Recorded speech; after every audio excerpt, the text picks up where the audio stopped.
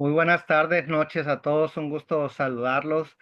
Un placer estar con ustedes nuevamente para darle continuidad a nuestro curso denominado Estrategias para la Redacción y Publicación Científica, el cual pues está organizado por la Red de Investigadores Científicos de América Latina y del Caribe, REDICALC, en conjunto con el Cuerpo Académico Gestión de las Organizaciones y las Tendencias Administrativas de la Universidad Autónoma de Sinaloa en México y el Cuerpo Académico Gestión y Desarrollo de las Organizaciones de la Universidad Juárez del Estado de Durango. Pues tenemos el día de hoy la presencia del doctor Gregorio Morales, quien nos va a compartir la sesión número 1 del módulo 2, denominado Uso de Guía APA 7 para Investigadores.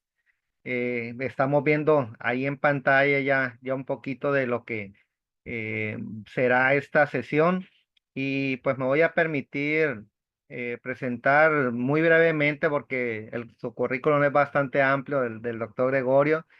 El doctor bueno, valga la redundancia, es doctor en gestión de investigación y desarrollo de la Universidad Central de Venezuela.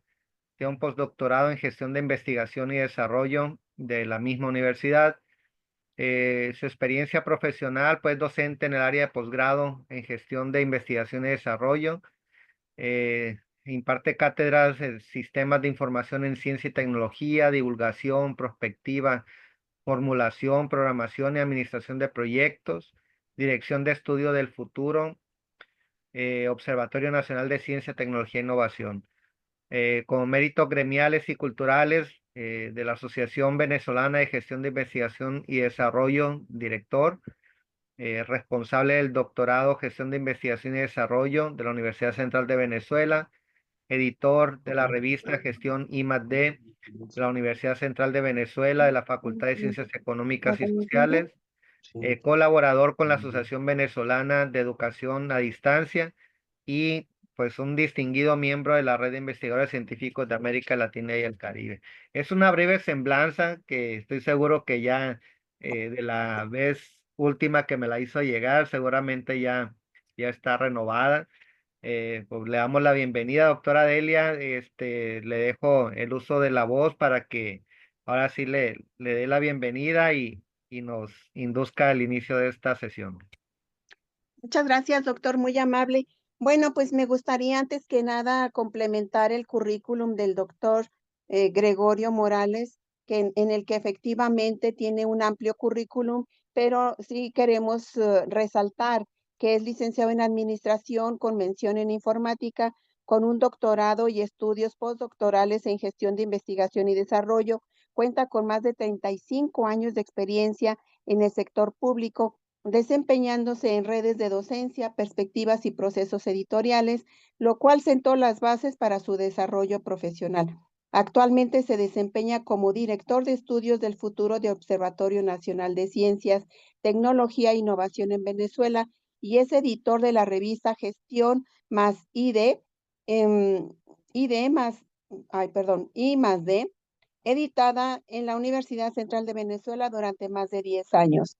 Esto y más es el doctor Gregorio Morales y a nosotros el día de hoy nos honra y nos enorgullece que participe en esta sesión y la próxima con su tema de la guía APA 7. Adelante, doctor, sea usted bienvenido. Es un gusto y un honor para nosotros en la Redical contar con su experiencia y su participación y su perspectiva de investigador. Sea usted bienvenido y adelante, doctor. Gracias por la invitación, gracias a la Red Cal, gracias a todos los participantes que el día de hoy se conectan. Me siento bastante eh, emocionado realmente por esta actividad. Lo único que sí me preocupa, por supuesto, es que me dan poquito tiempo para hablar de casi 500 páginas que tiene el manual APA. Vamos a hacer todo lo posible de poder cumplir con todas las expectativas. Durante estas dos sesiones, la sesión de hoy, de la sesión de próxima semana, hablaremos de lo que es la norma APA, algunos elementos y formatos de la escritura, cómo se diseñan las tablas y figuras, hablaremos un poco del plagio las obras y acreditación en el texto, que es comúnmente llamado las citas, y por supuesto la lista de referencia, que es hablado por las referencias bibliográficas. Y hablaremos un poquito sobre las herramientas tecnológicas que nos permiten abordar todos estos conocimientos de una forma más idónea. Sin más preámbulos, por supuesto, la norma APA nace en 1929, es el origen de la norma como tal.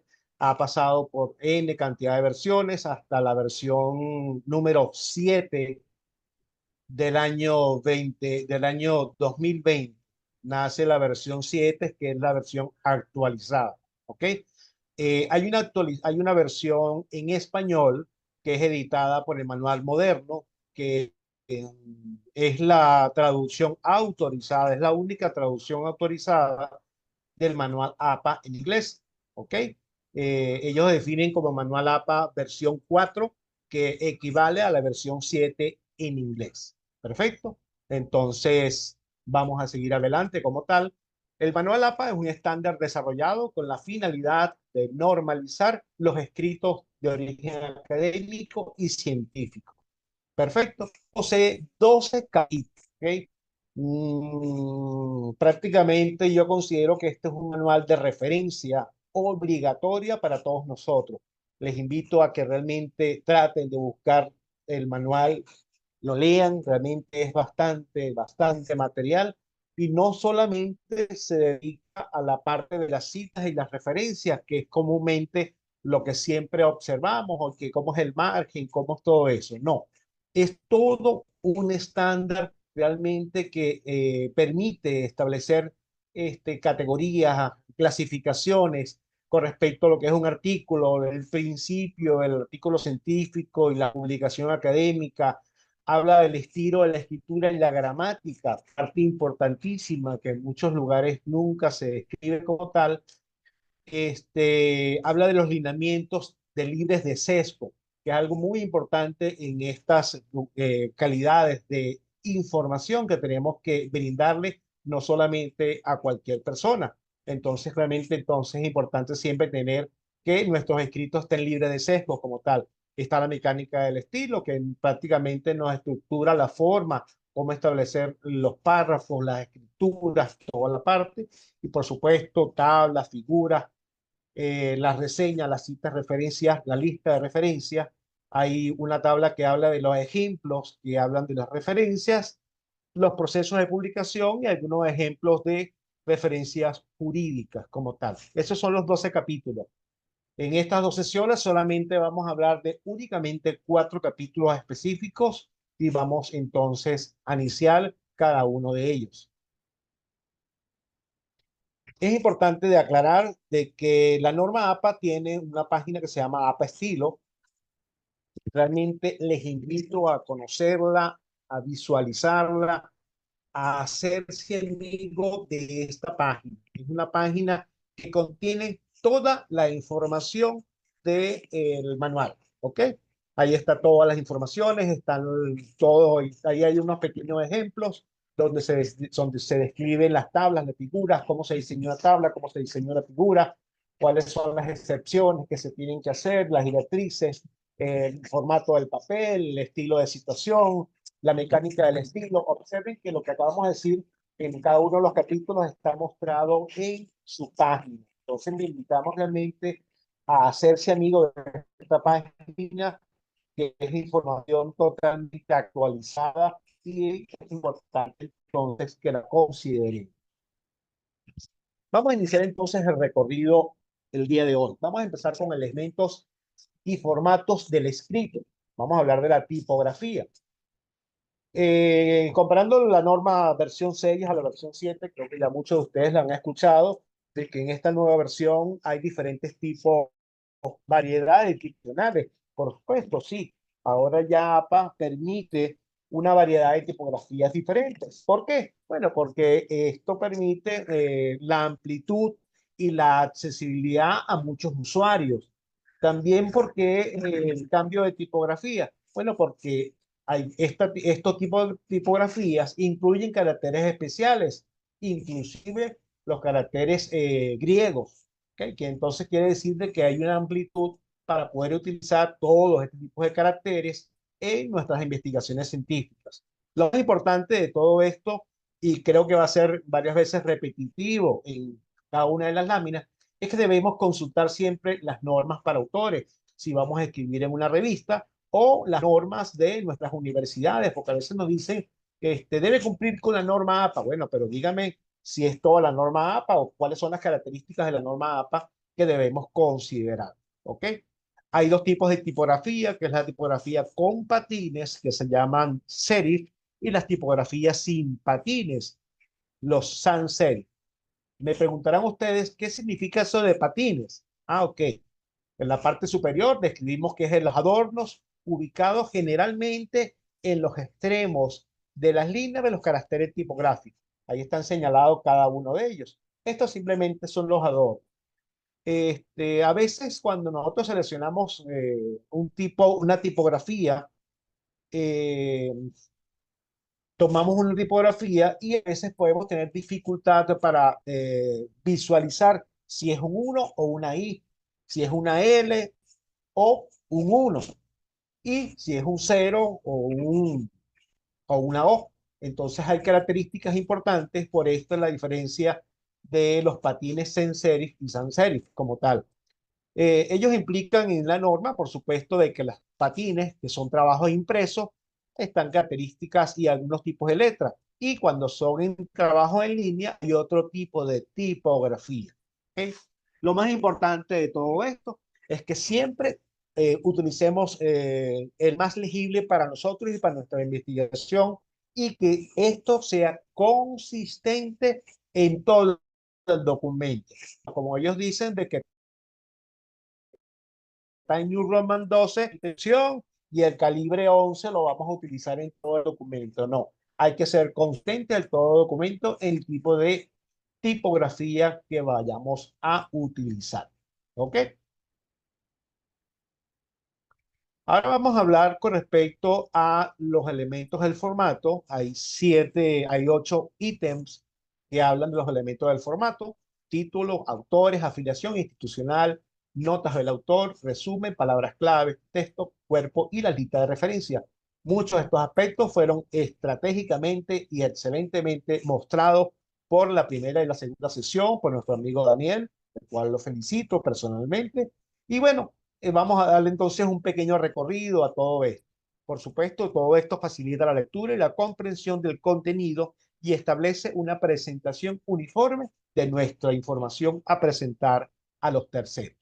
Iniciamos entonces el recorrido a través de lo que es el título.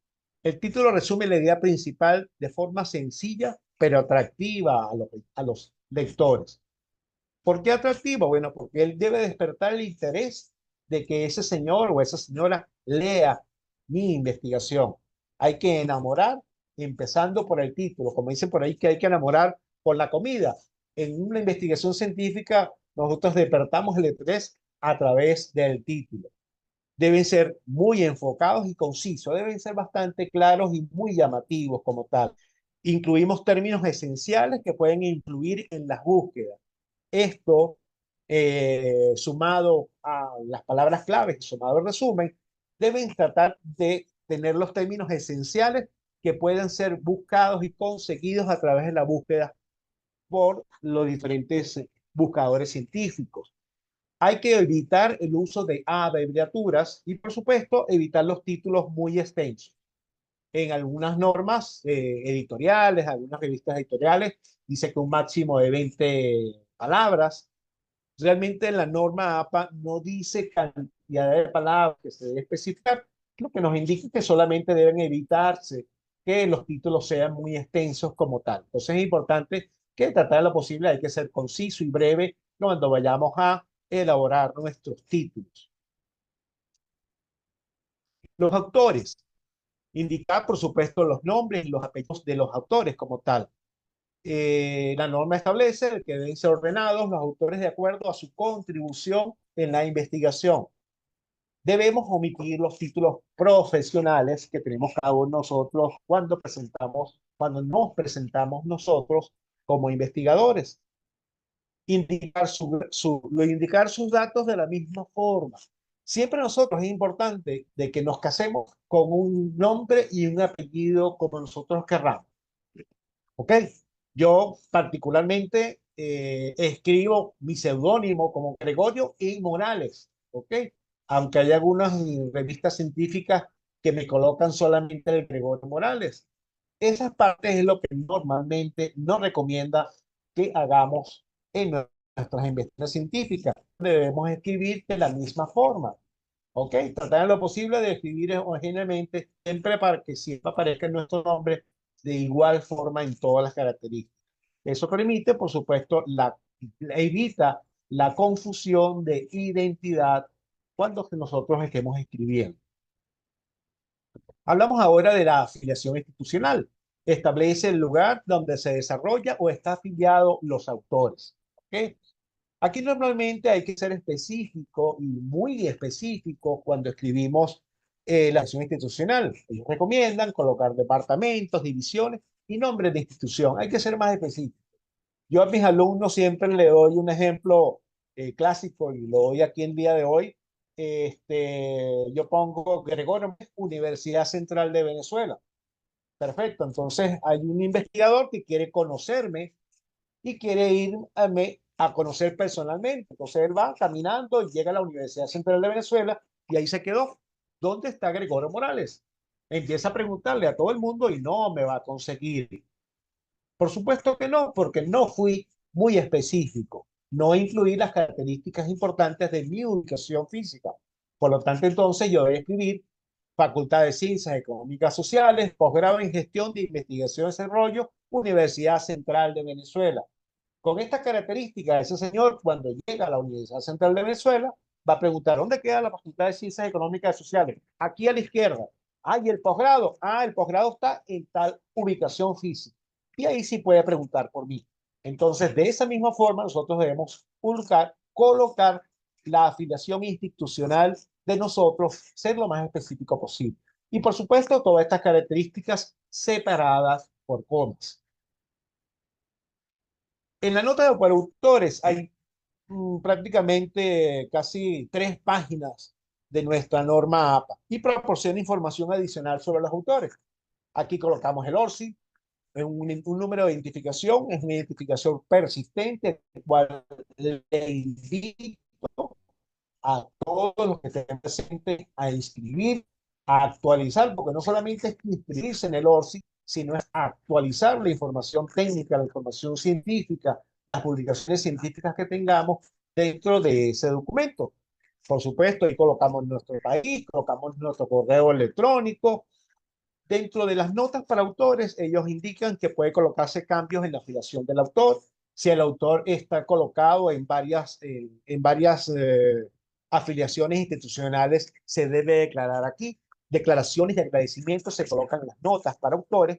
El reporte de conflicto de interés, si hay un conflicto de interés, debe ser declarado en este lugar. Los agradecimientos al apoyo financiero y a veces nuestra información que en muchos lugares no hablan del autor, la, la característica que tenemos nosotros en nuestra investigación. Uno de ellos es, por ejemplo, lo que normalmente se llama el autor de correspondencia, que es el señor encargado de estar en comunicación con las revistas científicas para recibir el visto bueno y para recibir las observaciones por parte del comité editorial. ¿Okay? Siguiendo entonces, viene el resumen. Aparte del título como tal, el resumen es el segundo párrafo, es el segundo ítem más importante para nuestra investigación y sintetiza de forma breve y detallada el contenido de nuestra investigación. ¿Ok? En ese sentido, es el medio esencial para captar la atención de los futuros lectores. A veces yo digo de que nosotros debemos tener, nuestro resumen debe ser captar bastante la atención, porque como se dice claramente allí, los investigadores suelen leer el título y el resumen, y no todos van a leer la investigación.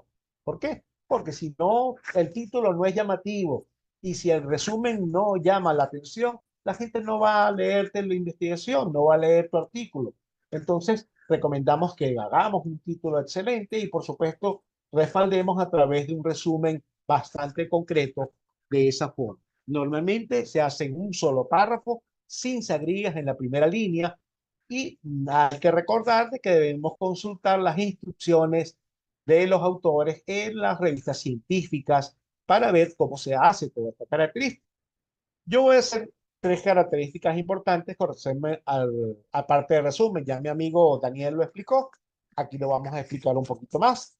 Sintetiza en 250 palabras el propósito del artículo, introducción, por supuesto, los principales métodos o metodologías y materiales y métodos y los resultados relevantes, los resultados y las conclusiones. Yo lo resumo en tres palabras. ¿Qué se estudió? ¿Cómo se estudió? ¿Y qué concluye? ¿Qué se estudió? El propósito del trabajo. ¿Cómo se estudió? Los métodos, materiales y métodos. ¿Y qué concluye? Principales hallazgos, los resultados y las conclusiones fundamentales. Ya con esto proporcionamos una visión general concisa de nuestro contenido de una forma. Vamos a verificar con un ejemplo estas tres características que se estudió. Aquí entonces, aquí en este artículo dice la presente investigación tuvo como objeto el estudio de etcétera, etcétera, etcétera. Quiere decir que entonces aquí estamos cumpliendo la primera fase del escrito, que se estudió. Luego viene la parte de cómo se estudió. Cómo se estudió era la metodología. El estudio fue del tipo comparativo con un diseño transaccional de nivel universal. La población estuvo conformada y ahí vamos explicando las características metodológicas de nuestra investigación. Y como último, ¿qué se concluye? Como resultado del estudio se demostró que sí. Entonces ya empezamos a decir de aquí en este resumen, está en 250 palabras, las tres características fundamentales de un buen desarrollo de un resumen. Aquí hacemos otro ejemplo, el que se estudia. De aquí, la presente investigación propone un conjunto de actuaciones estratégicas y entonces empieza a describir aquí. Fíjate que aquí en este resumen no empezamos con el que se estudió, sino hace un preámbulo, luego empieza con el que se estudió, por supuesto, más adelante. Él habla entonces de cómo se estudió, la investigación está basada en una investigación cualitativa y así vamos explicando muy someramente la parte metodológica y para finalizar, por supuesto, él habla entonces del resumen de qué se concluye en nuestra investigación. También entonces una forma de establecer muy particular, depende de los autores, cómo se distribuye de una forma homogénea nuestro resumen. ¿Ok? Siguiendo, vamos entonces con las palabras claves. Las palabras claves son frases, palabras o acrónimos que describen los aspectos más importantes del escrito. Se explican y abordan dentro del documento, deben existir dentro del documento. Es importante que cada una de estas palabras deben estar muy reflejadas, deben estar muy posicionadas dentro de nuestra investigación. Particularmente, se habla de que son de 3 a 5 palabras clave.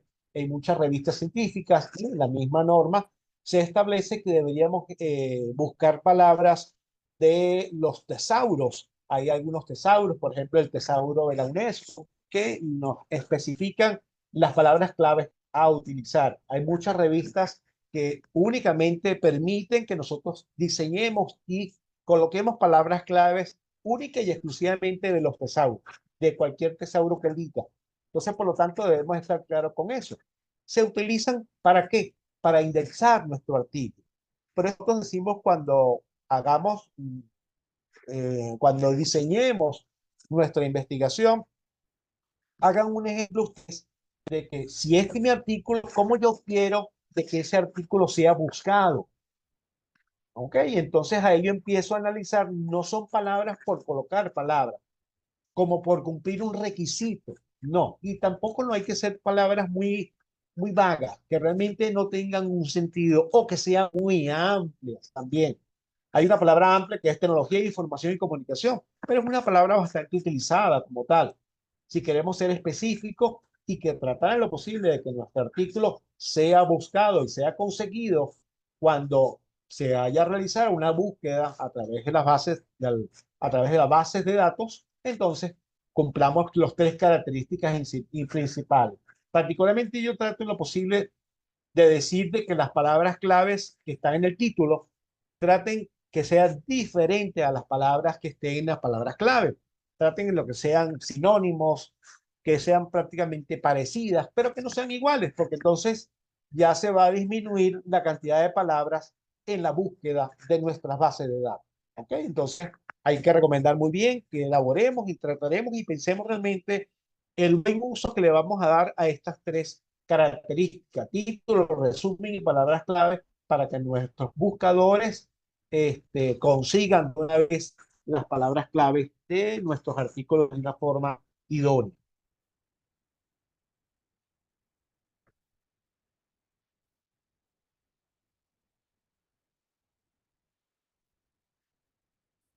El cuerpo, por supuesto, el texto como tal contiene toda la descripción que la contribución de los autores vayan a reflejar. Debe estar seguida y con los lineamientos y los contenidos de formato y descritos de acuerdo a las normas y de acuerdo a la norma APA. Hay que revisar los estándares de la presentación de acuerdo a las normas que vaya a especificar las normas para autores y todas las características importantes. Suele incluir diferentes sesiones. En la próxima lámina vamos a hablar de esto muy detalladamente, denominadas introducción, métodos, resultados, discusión, entre otras. ¿Ok? Y por supuesto debemos consultar las instrucciones para autores. Aquí no vamos a hablar mucho de este capítulo porque ya el capítulo del cuerpo fue hablado muy extensamente por nuestro amigo Daniel como tal. Pero sí vamos a hablar de que debe estar separado por secciones. Es importante siempre que nosotros cumplamos no de las principales, introducción, materiales y métodos, resultados de discusión, sino vayamos separando por secciones nuestra información como subcapítulos o como subtítulos de esa característica. ¿Por qué? Porque entonces ahí se puede ver las diferencias y se puede ver armónicamente cómo está estructurada nuestra investigación. Esto entonces lo vamos a dividir por diferentes secciones o apartados con diferentes tipos de títulos. Ahora vamos a hablar entonces esos títulos. La norma APA establece 5 características o 5 niveles en el formato de los títulos. ¿Ok? El nivel 1, que es encabezado, centrado en negrilla. Esto normalmente es característico del título de la presentación, introducción, materiales y métodos, resultado de discusión y referencias bibliográficas. Esos son los niveles 1. Luego viene el nivel 2, encabezado al ras, directamente pegadito del lado izquierdo, en negrilla. Muy bien. Y el nivel 3, encabezado totalmente al lado izquierdo. La diferencia con el nivel 2 de que este es en cursiva. ¿Ok? El nivel 4 es un encabezado con sangría, en negrilla, pero hay algo que termina en punto. Pero el texto en este tipo de características comienza en el mismo párrafo del título, ¿ok? Igualmente en el título, en el nivel 5, es exactamente igual al nivel 4, pero con cursilla. Muy bien, vamos a ver entonces un ejemplo. Cada nivel tiene un formato diferente para diferenciar la importancia de las secciones. Es importante utilizar los niveles de los encabezados de forma consistente a lo largo del documento. A veces nosotros nos enredamos realmente cuando empezamos a separar por secciones nuestra información. Vamos entonces a hacer un ejemplo para ver claramente estos niveles como tal.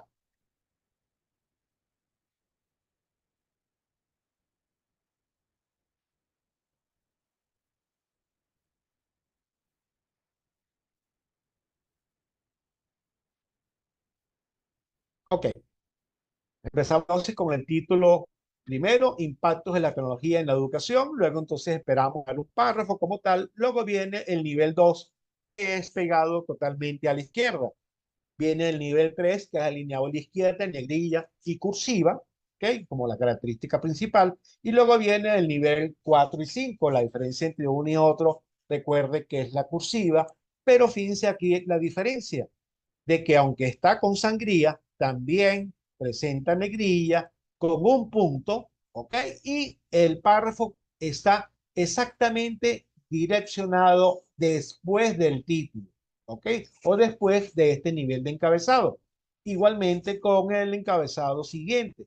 Termina con un punto el título y seguido empieza el texto. Así es como entonces debemos declarar los niveles de encabezado.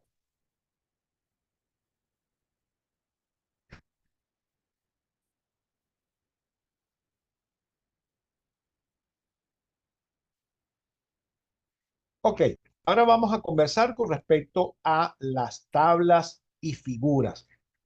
Yo siempre a veces me preocupo mucho por las características que siempre hablamos de las tablas y figuras, porque cuando yo recibo los artículos en la revista, siempre me hablan de todo menos tablas y figuras. ¿Ok? Me hablan de imágenes, me hablan de fotos, me hablan de esquemas, me hablan de fotografías. El último fue, me hablan de un organigrama. Muy bien, eso es cierto, todo eso. Pero APA distingue única y exclusivamente dos, tablas y figuras. ¿Qué es una tabla? Exhibe valores numéricos o información en formato textual o en forma de texto como tal, texto o números, dispuesto y organizado en columnas y filas. Todo lo que esté en columnas y filas que tenga valores numéricos de información, eso se llama tabla. Y todo lo demás, imágenes, fotografías, cuadros, dibujos, rayos X, todo lo demás se llama figura. Es cualquier tipo de ilustración que no sea una tabla. Cuadros, gráficos, fotografías, dibujos u otro tipo de representación. ¿Ok? Esto permite que hace, ¿cuál es la función de las tablas y las figuras? Por supuesto, permitir representar una gran cantidad de información de manera clara y eficiente y hacer que sus datos sean más comprensibles a las personas que están leyendo. Ojo, comprensible, no más difícil. ¿Ok? A veces hay características muy importantes cuando empezamos a querer diseñar una tabla o una figura en nuestras investigaciones.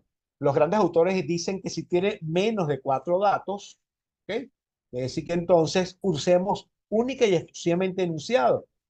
A veces presentamos nuestras figuras con una torta que dice sí y no, ¿ok? Y dice sí 99% y el no 0,1%. Aparte de que lo explican igual, lo dicen en la gráfica y lo explican exactamente igual, luego lo vamos a hablar en la próxima lámina. Ellos normalmente no recomiendan que se utilice ni figuras ni tablas, que hables un enunciado para el ahorro de las figuras y las tablas. Particularmente aquí, ellos también hablan de que deben ser una característica muy fundamental porque se va a representar de una manera clara y eficiente la información, también debemos tener la visión clara de que esa información no hay que abusar de su uso y de la cantidad. ¿Ok? Si se tiene entre 5 o 20 variables como tal, utilicemos figuras. Y si tiene más de 20 variables, utilicemos tablas. A veces no es una regla, no es como decir una norma para amarrarse a lo que se especifica. La información es una recomendación, pero a la hora pequeña, si nuestra información tiene 20 variables y queremos usar una figura, usamos la figura, pero a veces una torta con más de 20 cuadritos despegados, a veces se dificulta la visión de esa información. Entonces hay que tratar de buscar la forma visual que sea atractiva, que sea elegante, que se pueda visualizar la información que queremos presentar allí de una forma clara y eficiente. ¿Ok?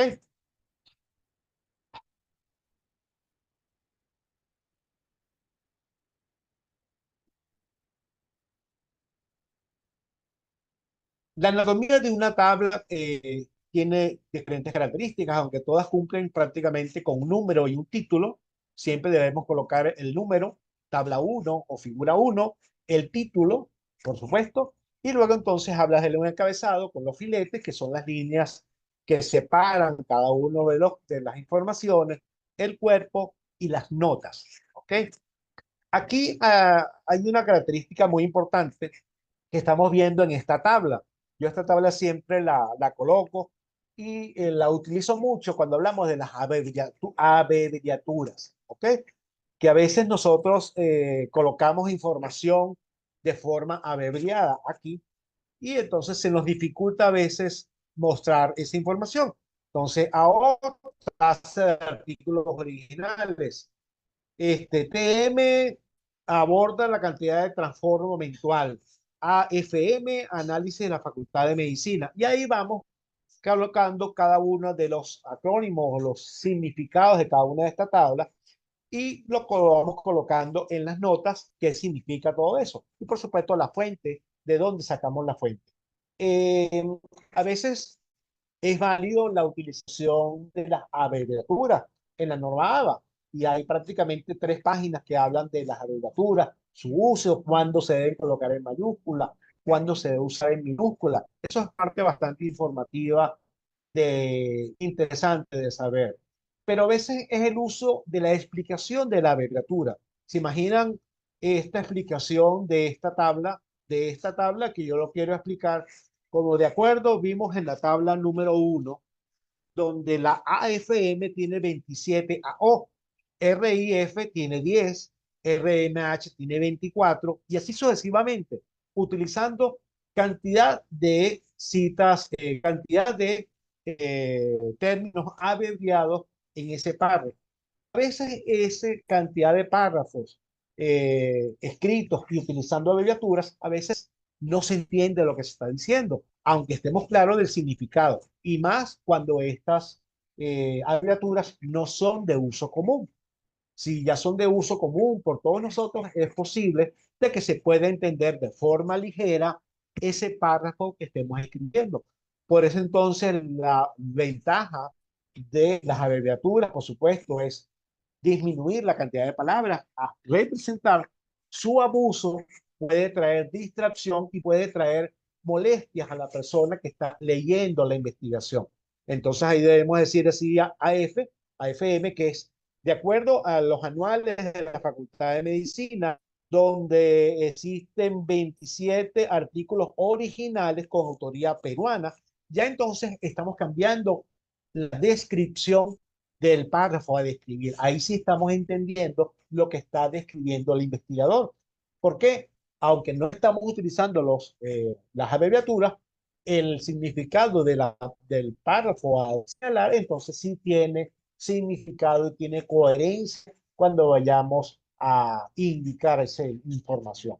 Por eso entonces siempre es bueno que las abreviaturas y su uso sea muy bien y es válido la utilización, pero su forma de expresar tiene que tener mucho cuidado cuando vayamos a utilizar.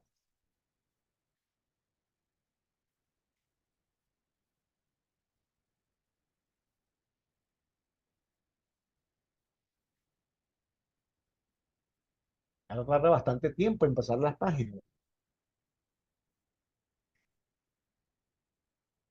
Ok, continuamos entonces con las tablas y figuras. Como habíamos indicado, el título debe ser breve, claro y explicativo.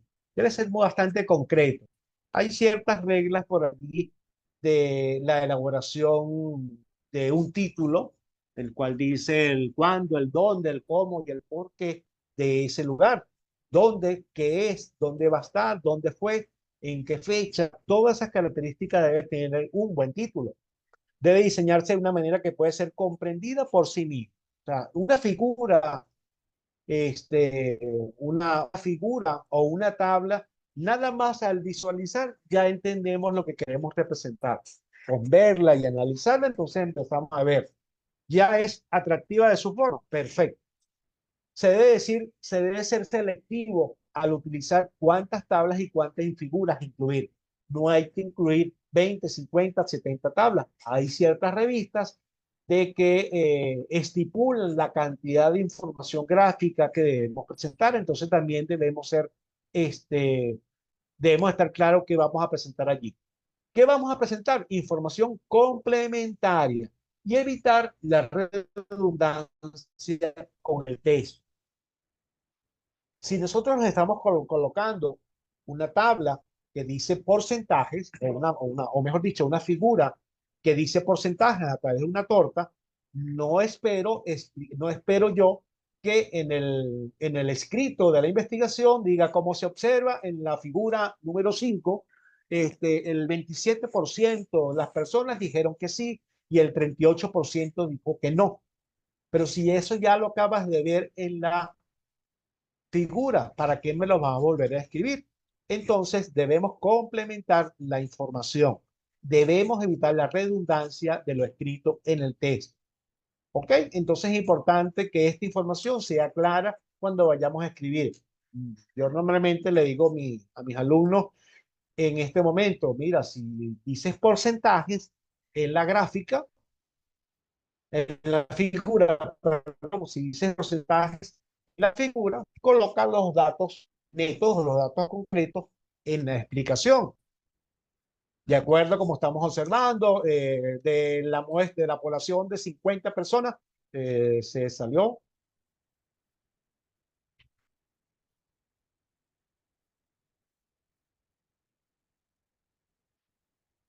Ok, entonces, de acuerdo hay que ser complementarios. Si nosotros estamos indicando porcentajes, decimos entonces los valores netos en la explicación o viceversa. Ok, para entonces poder cumplir con información complementaria. Hay que evitar elementos decorativos. A veces he visto muchos figuras de tablas que le ponen hasta muñequitos y todas esas cosas. Hay que ser bastante serio cuando empecemos esa información. Hay unos capítulos indicados que tienen que hablar de las unidades medidas. ¿Okay? Se especifica muy bien cuáles son las unidades medidas que debemos utilizar, todas las características de esas, cuál es el significado de cada una. Ya se usa la información ya predeterminada en muchos de los lugares, entonces por lo tanto debemos estar clara con las unidades medidas que se pueden utilizar sin inconveniente en esta información. El tamaño y tipo de fuente para leer los argumentos. Es importante que nosotros cuando hagamos un diseño de nuestras tablas y figuras, la información esté comprensible a la vista. A veces nosotros diseñamos la imagen, la colocamos aquí, pero yo le hago zoom, zoom, zoom al documento Word y ni siquiera dándole zoom se entiende el escrito. Entonces, cuando se compila, cuando se diseña el artículo y se publica, realmente entonces la tabla y la figura no está mostrando los detalles correctos. Entonces, tratemos de evitar en lo posible de información. Hay herramientas excelentes para extraer tablas y figuras de los PDF, de los documentos, de los muchos lugares. Hay herramientas excelentes para todo esto, el cual permite extraer la información y no hacer un print screen, que normalmente he visto que le hacen un print screen a la tabla y pegan esa tabla.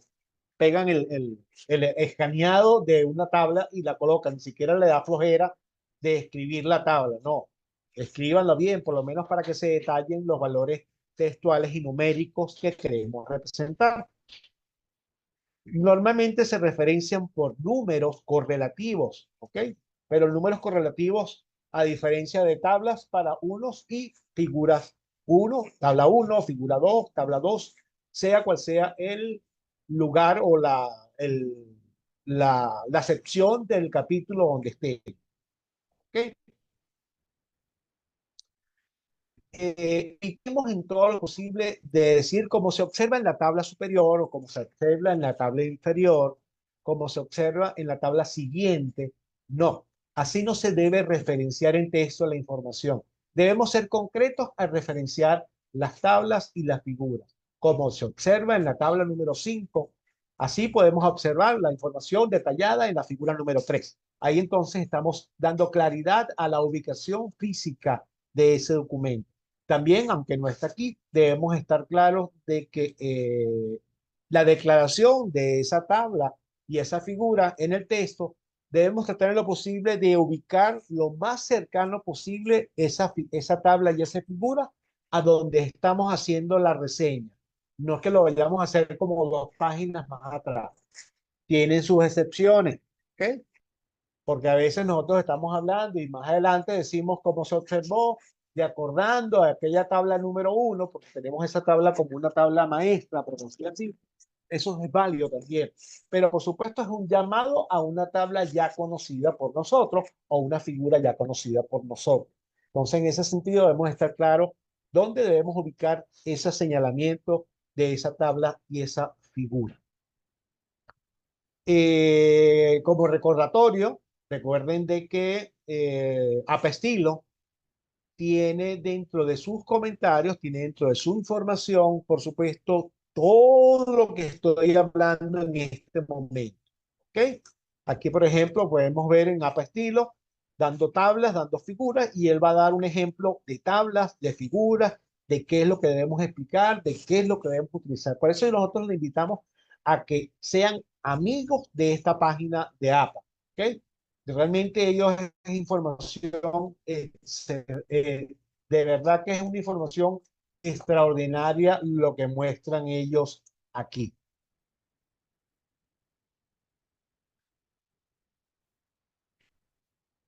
Ahora vamos a hablar, para finalizar la noche de hoy, vamos a hablar de lo que normalmente se denomina plagio.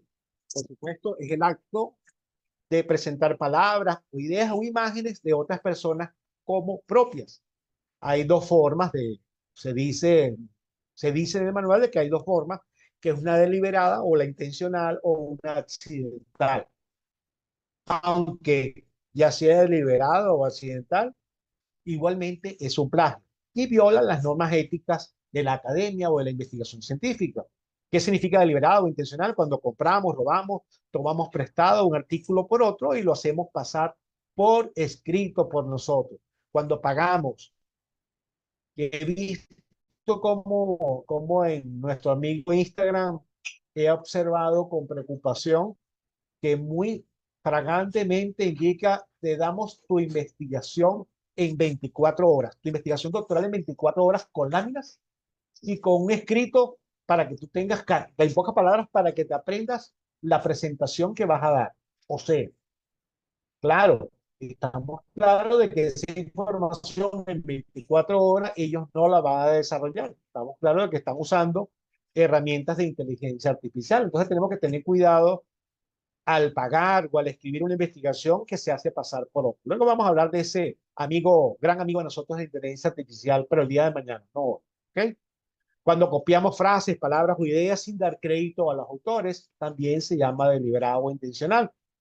Autoplagio normalmente es cuando hacemos cambios realizados a dos o más trabajos, que es, creo que lo llaman el refrito, o creo que lo llaman el salchichón. No me acuerdo realmente varios nombres que se le dice a esta parte, donde se hacen pequeñas alteraciones a lo que acabamos de describir y lo indicamos como algo nuevo, algo inédito. Normalmente el autoplagio es que escribimos información que ya fue publicada por nosotros en otras investigaciones y la volvemos a colocar como algo inédito en este artículo. Eso se llama plagio. Entonces debemos evitar.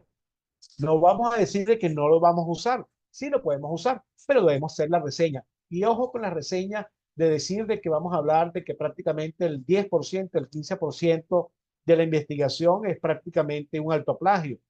De acuerdo, como dije yo, en tal artículo dije tal cosa, en tal artículo dije tal cosa, y en tal artículo dije tal cosa. Muchas de las revistas científicas, y eso creo que lo va a explicar muy bien nuestra próxima ponente dentro de varias sesiones adicionales, que debemos evitar ese tipo de características. Por supuesto, también hablar del accidental, donde el investigador no sabe citar correctamente. Eso es malo. Hoy lo vamos a aprender. Bueno, hoy no. La próxima sesión vamos a aprender a citar correctamente, sin parafrasearse, sin alejarse del texto original. ¿Qué tarea tan difícil para nosotros es parafrasear un texto sin alejarse de la investigación? Y desarrollar una frase, un pensamiento, una teoría basada en ajena sin dar el crédito necesario. Toda esta información entonces es considerada plagio, el cual debemos evitar en nuestras investigaciones.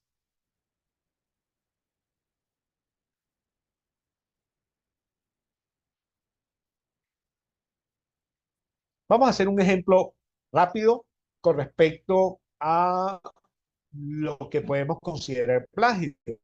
Tenemos el texto original, Durante los últimos años se ha observado una marcada tendencia en los diseños curriculares de algunas carreras universitarias para enfatizar la enseñanza de la investigación como un componente importante de la formación. Esto lo escribió Bolívar y Torres en el año 2005 y nosotros escribimos en nuestra investigación la mente. Claramente Bolívar y Torres observó que en los últimos años existe una tendencia en el diseño curricular, en énfasis la enseñanza de la investigación como un componente importante de la formación. Quiero preguntarles a ustedes que me digan rápidamente a través del chat si aquí hay plagio o no. Estamos pensando de que este señor lo que hizo fue un parafraseo. ¿Aquí está el parafraseo bien? ¿Está correcto el parafraseo? Díganme sí o no. Quiero leer por ahí.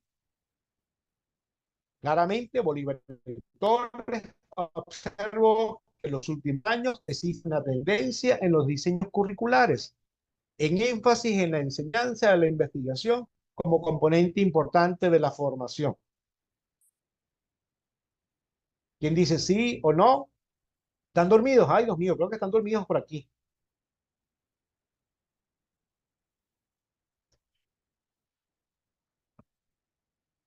Muy bien, en este momento vamos a declarar de que sí existe plagio.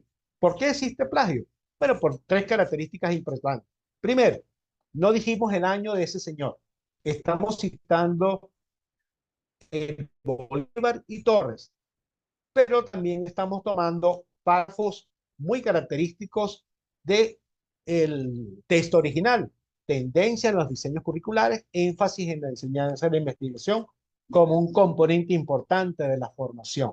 Piense que no se escapa prácticamente del texto original, es prácticamente una copia, cambió una cosita por allá, cambió una cosita por acá, pero la pequeña es un texto exactamente igual al texto original. Quiere decir que entonces, en este momento, esto se considera plagio. ¿Cómo debemos hacer un uso, ejemplo, uso correcto? Como fue indicado por Bolívar y Torres, ok, ya estamos indicando el autor, Bolívar y Torres, en el año 2005. Perfecto, ya estamos cumpliendo con tres de las características importantes de un buen parafraseo, indicando el autor, indicando la fecha. Y luego entonces ese gran párrafo que está aquí lo diseñamos y dice donde se observa una inclinación notable en los diseños curriculares, dándole prioridad a la formación investigativa. Ok, en este párrafo estamos tomando la idea principal de ese autor Bolívar y Torres del año 2005, sin alejarnos de lo que él expresó en su texto original, pero expresado en nuestras palabras. Yo normalmente doy un tip cuando diseñemos un parafraseo.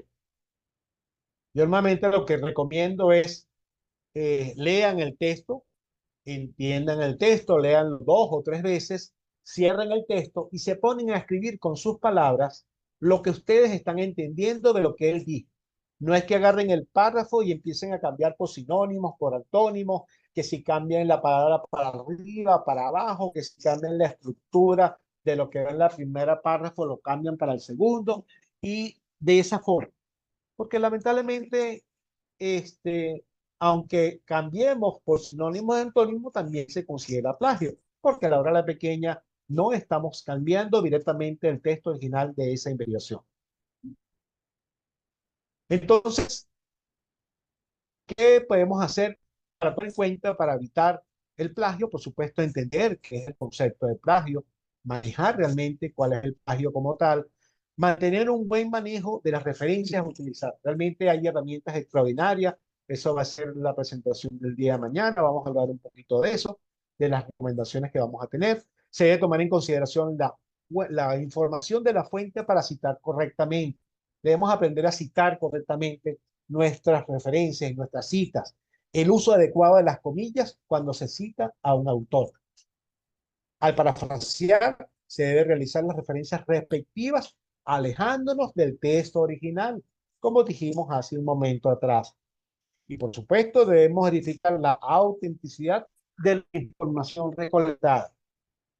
A veces es importante irnos a, por ejemplo, yo particularmente no me gusta mucho utilizar la cita de las citas, ¿ok? Y más cuando son parafraseos de las citas, porque yo no sé si esa persona realizó el parafraseo correctamente. Entonces, yo prefiero buscar, tratar en lo posible de buscar el texto original, si ese cumplió con la reseña, con la cita del autor, buscamos si podemos conseguir ese artículo científico, ese libro, ese documento y buscar qué es lo que dijo ese autor allí y referenciarlo yo directamente y evitar el cita de la cita, porque yo realmente no sé si él realmente dijo la verdad cuando citó. Entonces siempre es importante buscar y verificar la autenticidad de la información recolectada. Creo que eso es una de las características importantes cuando hacemos búsqueda de la información, tratar en lo posible. Y por supuesto también las autorías de las tablas y las figuras deben ser reseñadas por nosotros.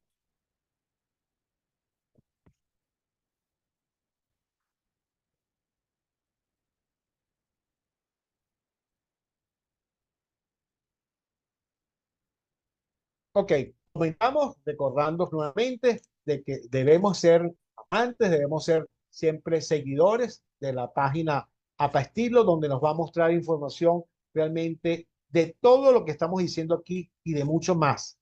Por ejemplo, dentro del APA, dentro del APA Estilo, ¿sabes esto?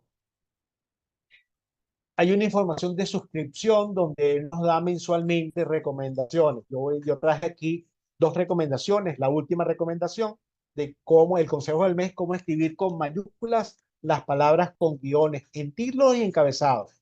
¿Ok?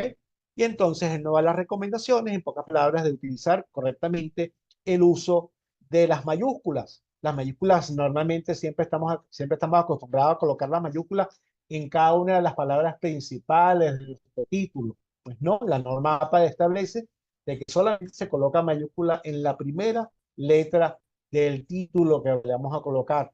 Por supuesto, ahí estamos claros de que las palabras, de acuerdo a las palabras de las instituciones, de los países, no se debe colocar en mayúsculas los meses del año. También entonces debemos utilizar, en vez de colocar texto, en vez de colocar números, debemos colocar del 1 al 10, tratar en lo posible de utilizar texto en vez de colocar el número. Son características, recomendaciones que dice la norma como tal. Y el mes anterior dijo abreviaturas. Si se escribe la mayoría de los términos completos en la primera vez que se usa en los documentos. Por supuesto, siempre estamos recomendando a que los documentos se debe utilizar la abreviatura, como ya indiqué, se debe usar la abreviatura, pero como tal, el buen uso de la abreviatura es importante caracterizar. ¿Ok? ¿Qué hacemos nosotros? Colocamos el texto, colocamos entre paréntesis el significado de la abreviatura y en las siguientes secciones podemos colocar eh, el significado de las siglas de la abreviatura como tal, no hace falta colocarlo. A veces, particularmente, y todo depende del párrafo que estemos utilizando, siempre al leer el párrafo, y entonces vemos que el párrafo le hace falta algo, ¿ok? Y estamos colocando la abreviatura en ese párrafo, y uy, ¿qué pasa si le colocamos en vez de la palabra TIC, colocamos tecnologías de información y comunicación? Cuando leemos el párrafo sin forma abreviada, entonces se lee mucho mejor. También entonces, a veces debemos utilizar en qué momento lo utilizamos y en qué momento no lo vamos a utilizar. Y entonces aquí les recomiendo realmente meterse en este señor, háganse amigo de él, realmente es algo bastante interesante que puede ser considerado por ustedes. Y bueno, con esto terminamos la noche de hoy. Quedo agradecido. Estamos dispuestos para las dudas que tengan al respecto. La tarea, por supuesto, tenemos una tarea, no se olviden, tenemos una tarea para el día de hoy. La tarea del día de hoy es visitar la página de APA Estilo, ¿ok? Debemos visitarla, debemos entonces ser amigos de ese señor y conocer realmente dónde está todo lo que acabamos de ver hoy, ¿ok? Entonces, cerramos entonces la presentación y entonces tenemos la sesión de preguntas y respuestas con ustedes. Gracias. Gracias, doctor. Muy amable. Una exposición muy clara, muy estructurada, muy bien definida y pues muy de alta uso y necesidad para nosotros para efectos de escribir. Y bueno, hay algunas preguntas, doctor, en donde dice, ¿la afiliación institucional es de interés o debería serlo en relación a la productividad institucional? Valga decir, para definir posiciones en el ranking. ¿Es correcto esto? Sí, realmente es correcto. ¿Ok? Normalmente, a veces no, eh, a veces nosotros nos casamos con una afiliación institucional, pero por ejemplo, en muchos lugares nos obligan a colocar la afiliación institucional del lugar donde estamos, ¿ok? Y no del lugar donde procedemos, ¿ok? Entonces, es importante, podemos respetar, gracias a APA, podemos respetar el lugar donde estamos, ¿ok? Si yo estoy haciendo un artículo para la red ICAL, por supuesto, yo digo afiliación red ICAL, pero puedo colocar en las notas, puedo colocar afiliación Universidad Central de Venezuela. Voy a respetar mi afiliación institucional como universidad, y afiliación principal la podemos colocar en el artículo científico si, por ejemplo, estamos haciendo una investigación entre los investigadores de la red ICAL. ¿Ok? Entonces, en ese sentido, sí se puede hacer. Ok, gracias. Siguiente de Mayira. Profesor Morales, ¿qué puede comentar sobre la inclusión del nombre del país entre las palabras clave? Gracias. Mira, a veces es importante colocar el nombre del país, pero todo depende. Si queremos utilizar, si es parte fundamental de la investigación, colocar el nombre del país. Ahí estamos dándole claridad y estamos dándole visibilidad al país. ¿Ok? Pero si el artículo, aunque estemos desarrollando, si yo estoy haciendo un artículo para Venezuela, no necesariamente colocamos Venezuela o República Bolivariana de Venezuela. Esto depende de las características del título, del resumen y de las palabras claves como tal. Si estamos realmente renombrando el país como tal, sí es recomendable, claro, no hay ningún problema en ese sentido. Y la norma no especifica eso, en todo lo contrario, indica que puede utilizar el país como palabra clave. Gracias. María Labrador. Se pueden escribir hasta 4 o 5 palabras clave que sean compuestas. Es decir, un ejemplo, proceso, enseñanza, aprendizaje. Algunos artículos los he visto así. ¿Eso puede existir o no? Sí, normalmente sí podemos utilizar las compuestas. ¿Ok? Repito, debemos recomendar la utilización de los tesauros para el diseño de las palabras claves. Hay muchas revistas que los exigen, ¿ok?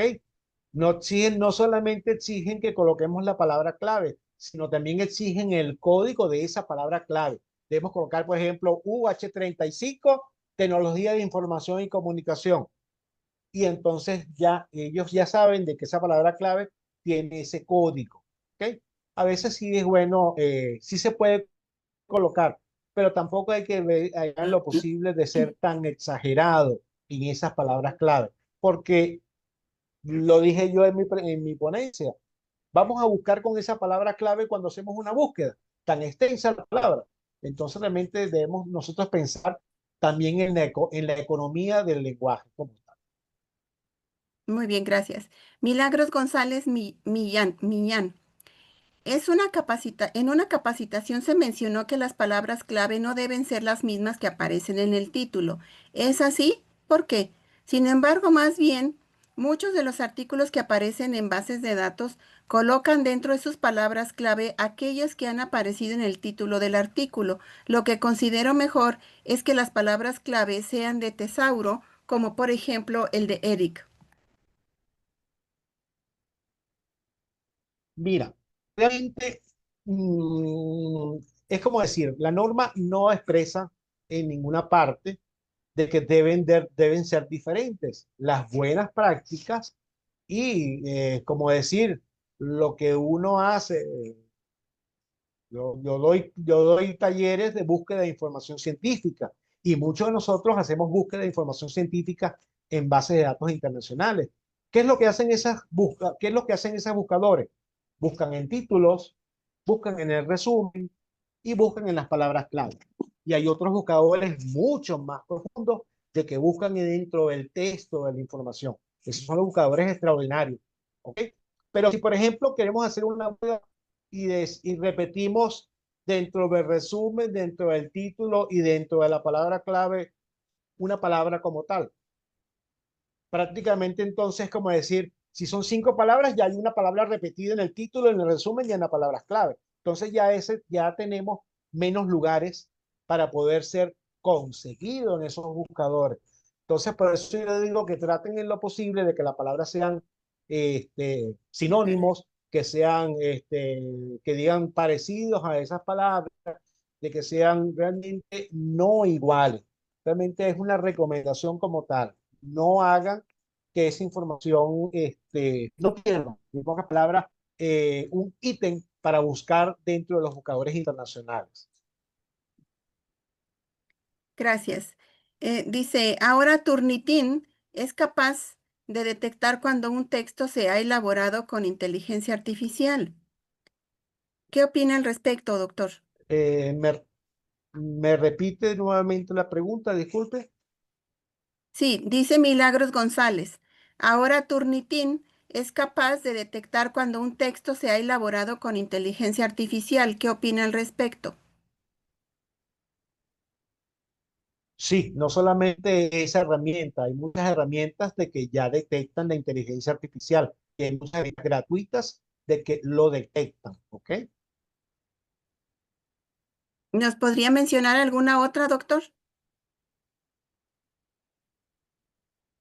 Mira, ¿cómo no? La herramienta que utilizamos nosotros en la revista Plagium es una revista, Plagium es una herramienta que detecta, perdón, el uso de palabras clave.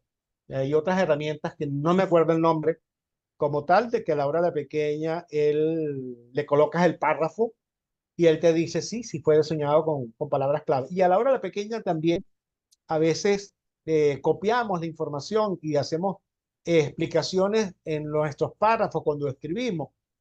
Y si somos conocedores del uso de la inteligencia artificial, muchas de estas herramientas hablan de que, por ejemplo, ¿qué significa tal cosa le decimos en inteligencia artificial y él dice, en resumen, esto es esto y esto y esto. Eso es prácticamente el último párrafo en muchas de las herramientas de inteligencia artificial. Y somos tan descarados que hasta copiamos esa palabra en resumen. Entonces ya decimos, ya va, si estás hablando de esto, estás hablando de un artículo científico y me hablas de un párrafo que dice en resumen, prácticamente estamos en el tercer párrafo y me dice, esto fue, por aquí parece que está la inteligencia artificial amarrada. Entonces, realmente mi recomendación, y eso lo vamos a hablar la semana que viene, creo que no es la idea como de extendernos un poco en esta parte, pero realmente el uso de la buena inteligencia artificial hay que hacerla, hay que saberla usar y hay que respetar los derechos de autor como hablamos del plagio. Mañana, en Ujú. la próxima semana vamos a hablar algo muy interesante con respecto a este tema. Muy bien. Muchas gracias, doctor. Aquí nada más dice Mayira. Exacto, con esto terminamos las preguntas, doctor. Exacto, recomendable evitar rigideces. Todas las palabras no se ubican en tesauro.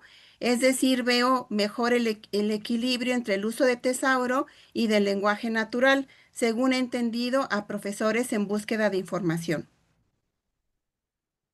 ¿Qué opina, doctor? Sí, ¿qué es lo que pasa? Mira, estoy totalmente de acuerdo, yo no lo voy a negar. Yo a veces, yo digo, recomiendo, y como acabo de decir, recomiendo el uso de los tesauros. No estoy diciéndole que es uso obligatorio los tesauros. Todavía hay mucha inclinación muy ambigua, en pocas palabras, con respecto al uso de los tesauros como tal. Sí se recomienda los tesauros, pero hay a veces que dicen que no los uso, que sí los uso. Hay revistas de que sí obligan el uso de los tesauros, ¿ok? Hay revistas de que te recomiendan, por ejemplo, revistas de gestión I+D recomienda el uso de los tesauros, pero yo no los obligo a los que lo usen, pero sí cuando yo reviso los artículos le digo, oye, mira, te recomiendo que cambies esta palabra clave. O sea, que ponen, qué sé yo, fila, porque estás hablando de cualquier cosa, entonces una palabra clave es fila, habla de población. Wow, una palabra clave llamada población es así como muy ambigua. ¿Ok? Entonces debemos colocarle algo más concreto a esa palabra clave o cambiarla por otra. ¿Ok? Porque entonces no te están diciendo nada. Yo voy a buscar una búsqueda de información científica buscando palabras claves por Google y voy a colocar población. Si la conecto con población con algo adicional, población de Venezuela, ya es otra cosa. Ya estamos colocando dos palabras clave y entonces Mm. ya es parte de la búsqueda semántica. Pero la palabra población unida con otra cosa. Entonces debemos estar claros en el uso, en el buen uso de las palabras clave. Eso nos ayuda a nosotros a que nuestras investigaciones sean más rápidas y sean más fáciles y tengan más chance de tener visión en una investigación, en una indexación como tal. Gracias. Doctor, una última pregunta dice aquí, ¿cuáles son los desafíos que enfrentan los artículos científicos utilizando la inteligencia artificial? Antes de responder esa, voy a dejar el link donde está la presentación. ¿Ok? Ahí está en el chat el link de la Gracias. presentación, tomando las buenas prácticas de nuestro amigo Daniel la semana pasada. También me uno a eso donde coloquemos allí el link de el link Material. ¿sabes? Esto de nuestra presentación para que, y por supuesto, hacerle la tarea, y la tarea, por supuesto, adicional para que tengan la APA estilo. O sea, le voy a hacer hasta la tarea para que busquen allí directamente. Ok, respondiendo. No quiero extenderme mucho con esta característica de la inteligencia artificial, porque quiero hablar un poco más de ella en la sesión que viene. Pero lo que yo sí voy a decir es algo muy importante. Eso es un gran aliado de la investigación científica, no lo voy a negar. Realmente es excelente la utilización. Lo que me preocupa es su mal uso. He visto comentarios en grupos de interés de investigación científica de que, por ejemplo, dicen, necesito una herramienta de inteligencia artificial que me diseñe el cuestionario y que me responda con una población ficticia de 500 personas. Ya me quedé asombrado de decirle, caramba, ¿no quieres que te haga la investigación de una vez y que te haga el resumen? Porque también te vas a preguntar y búsqueme entonces otra herramienta que agarre esos datos y me construya un gráfico, una tabla y me haga una descripción. Eso sí te lo hacen y hay herramientas que hacen todo eso. Lo que me preocupa es que estés usando la inteligencia artificial para ese tipo de características. No, señores, no. Seamos responsables por nuestras investigaciones, seamos responsables con lo que vamos a hacer nosotros. Ese señor nos ayuda, no lo voy a negar, yo la uso, pero la uso claramente establecido para lo que quiero, qué sé yo. Oye, no encuentro, estoy haciendo una búsqueda de un artículo, ¿ok?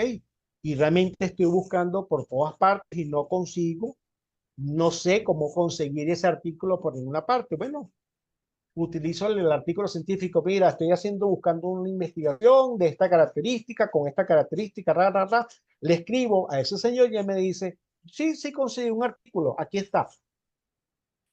Perfecto. Y a veces le digo, hazme un resumen del artículo. Él me hace el resumen del artículo y me dice, sí me sirve ese artículo. Dame el link del artículo. Este es el link del artículo. Yo, inteligencia artificial, me voy al artículo y lo leo yo. Y veo si realmente es importante y leo si eso que me está diciendo ese señor fue verdad o fue mentira. ¿Ok? A veces no creemos o no creamos siempre nosotros de lo que dice ese señor. Ese señor es una máquina y también las máquinas se equivocan. Entonces nosotros debemos ser responsables y validar lo que escribe ese señor y validar que realmente ese señor diga la verdad. ¿Ok? Claro. Muy bien, doctor, muchísimas gracias. Y nada más, yo veo que mis compañeros no le han preguntado cuál va a ser la evidencia de nuestro acercamiento con el APA estilo, doctor.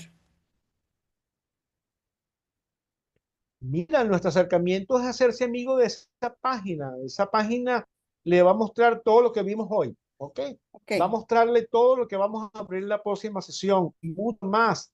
Realmente, como dijimos, son 15 capítulos de libro. Nada más con las referencias legales. Hay un capítulo exclusivo de referencias legales. ¿Usted cree que yo me voy a poner aquí a hablar de todas las referencias legales y todas las características de las referencias legales? No, no vamos a terminar nunca. Y nada más con abreviaturas son 5 páginas de uso del sesgo. Bueno, pues se imagina usted hablar del sesgo aquí y del uso correcto del lenguaje a través del sesgo, evitar el sesgo. Qué belleza de información presenta el manual APA cuando habla de cómo hablar y cómo evitar el sesgo. ¿Ok? Porque a veces nosotros colocamos que si el arroba, ese bendito arroba, para evitar el femenino o el masculino, o hablar de género, o hablar de sexo. Entonces, él te explica claramente cuáles son los lenguajes a utilizar y cómo debe ser utilizado el lenguaje castellano. Prácticamente es una RAE 2, pero solamente para investigación científica. ok. Muy bien, pues le agradecemos muchísimo, doctor Morales. Nuevamente una felicitación por la exposición del día de hoy. Muy interesante su exposición, muy didáctica y muy de fácil comprensión. Muchísimas gracias, doctor, y nos vemos en nuestra próxima sesión. Muchísimas gracias a todos los asistentes. Doctor Andrés Ultreras, gracias por estar presente con nosotros el día de hoy. Y bueno, pues estaremos pendientes en la próxima sesión, doctor Gregorio Morales. Muchas gracias. Buenas noches. Un agradecido a todos ustedes y gracias por la conexión.